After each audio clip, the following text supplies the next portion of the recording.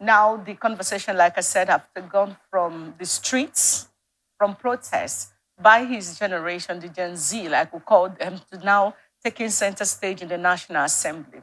Now, if you look at that conversation in National Assembly and bring it down to where we left off, talking about the music industry and the intricacies when it comes to artist management and the court-like approach where this thing, how they do, because a lot of them are coming out now to talk about their experiences, of which they wouldn't have done if not for what had happened more bad.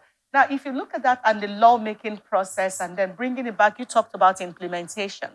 Now, we know that implementation is where there are several laws. Even before the National Assembly having the conversation right now, there are laws that protect people. But if these laws are actually implemented or seen to be implemented where the relevant organizations or government agencies, talk about the NCC, the Broadcast Organization of Nigeria, and several of them, if they are seen actually carried to implementing these laws, how much of this you think will begin to protect the rights of a musician who is signed into a music label, for instance, where the music label probably understands that they don't have all the authority? Do you think if these agencies are doing their job, we can begin to see something like that to prevent another Mobad from becoming a thing?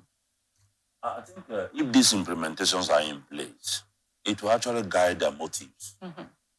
Because most of them, their motives. Yeah, it will guide their motives because who is the they you're referring the to? music industry, the people that are in the music industry, Okay. the leaders, or let's say the leadership of the music industry, because some of them have this system. I keep talking about system. They have this system in place that you cannot get to a certain climax if you don't belong to that cartel in the industry. So when the government implement these policies and they are properly checked, the motives of this guy, some of them, they make money from them.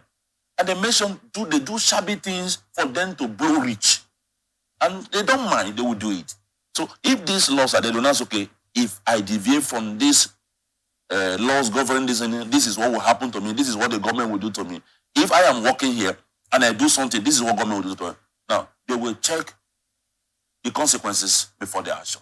In Nigeria, people don't just do things because they know that nothing, this is Nigeria, nothing will happen.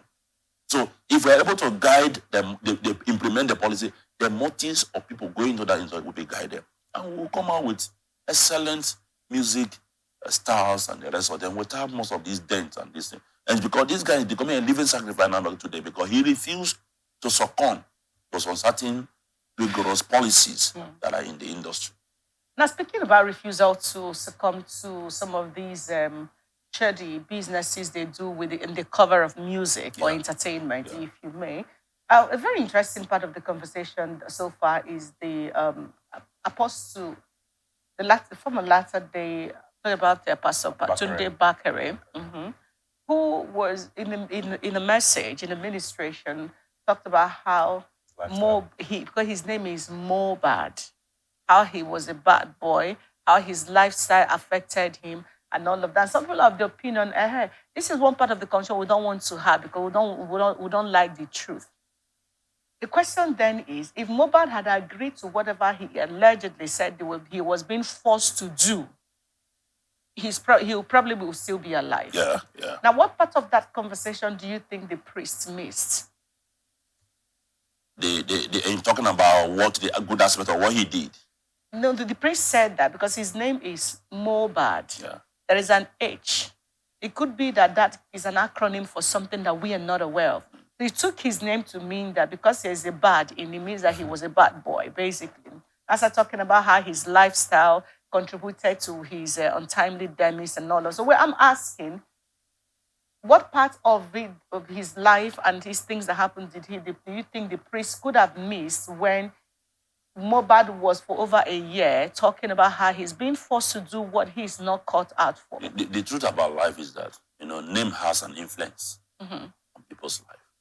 But in the case of this young man, I don't think that description is best for this kind of scenario.